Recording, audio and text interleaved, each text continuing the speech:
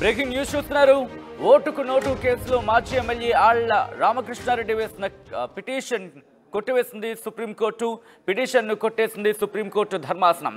ఓటుకు నోటు కేసులో చంద్రబాబు పాత్రపై సిబిఐతో దర్యాప్తు చేయించాలని పిటిషన్ వేశారు ఆళ్ల రామకృష్ణారెడ్డి.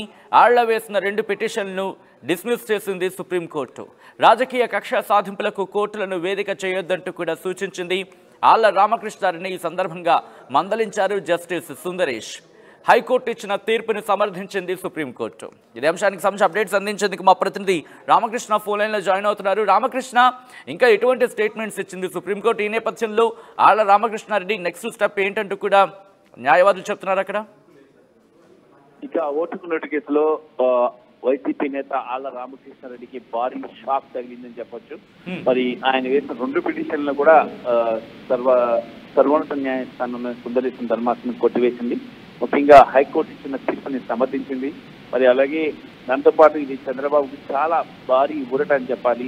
ఎందుకంటే చంద్రబాబుని పై సిబిఐ దర్యాప్తు చేయించాలంటూ కూడా ఆళ్ల రామకృష్ణారెడ్డి సర్వోన్నత న్యాయస్థానాన్ని కోరారు ఒక పిటిషన్. అలాగే ఆయన పాత్రపై సిబిఐ దర్యాప్తు చేయించాలని కోరారు. ఈ కేసుకు సంబంధించి పూర్తిగా గత కొంతకాలం నుంచి విచారణ జరుగుతూ వచ్చింది.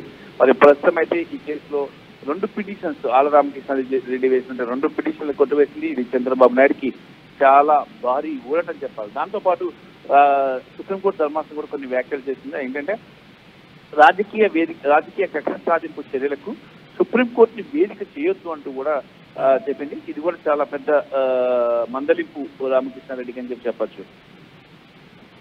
అలాగే జస్టిస్ సుందరేష్, జస్టిస్ అరవింద్ కుమార్ ధర్మాసనం పిటిషన్ విచారణ సందర్భంగా మరి ముఖ్యంగా నెక్స్ట్ డైరెక్షన్స్ ఏమని చెప్పింది? దాంతోపాటు తీర్పులో ఇంకా ఎటువంటి అంశాలను ప్రస్తావించింది? దీనికి సంబంధించి ప్రస్తుతానికైతే మాత్రం 2 పిటిషన్లు అయితే కొట్టివేసేసింది.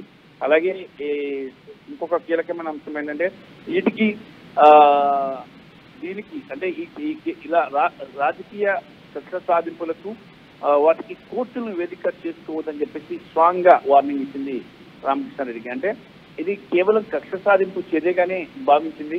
మరి ఈ నేపథ్యంలోనే ఆళ్ల రామకృష్ణారెడ్డి పిటిషన్లు కొట్టివేయడం జరిగింది.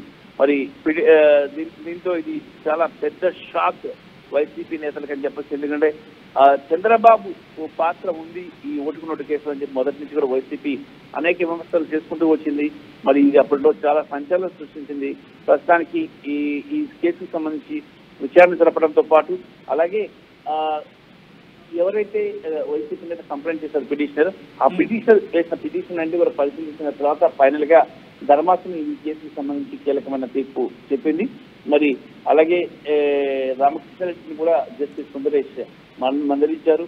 హైకోర్టు ఇచ్చిన తీర్పును కూడా ధర్మాసనం సమర్థించింది.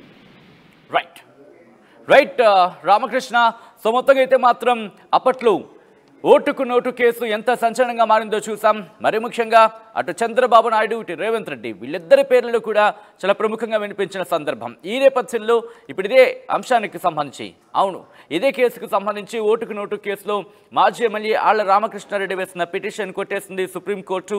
పిటిషన్ను కొట్టేసింది సుప్రీంకోర్టు ధర్మాసనం.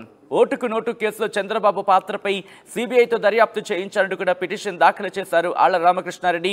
మరి ముఖ్యంగా ఆ టైంలో చంద్రబాబు ఫోన్లో మాట్లాడుతూ రెడ్ హ్యాండెడ్గా దొరికిపోయారంటూ కూడా ఈ అంశాన్ని కూడా ప్రస్తావించిన సందర్భాన్ని చూసాం. ఫోన్ కాల్ రికార్డ్స్ ఉన్నాయి. దాంతోపాటు ఎమ్మెల్సీ ఎన్నికల్లో టీడీపీకి సంబంధించి ఓటేస్తే ఇంత, లేక గైర్హాజరైతే ఇంత అంటూ ఇటువంటి డిస్కషన్స్ ఇన్ఫాక్ట్ ఆయన తెర మీద తీసుకొచ్చిన సందర్భాన్ని చూసాం. సో ఇప్పుడు ఈ అంశానికి సంబంధించి ఇప్పుడు ఇదే అంశానికి సంబంధించి కోర్టు డిస్మిస్ చేసింది.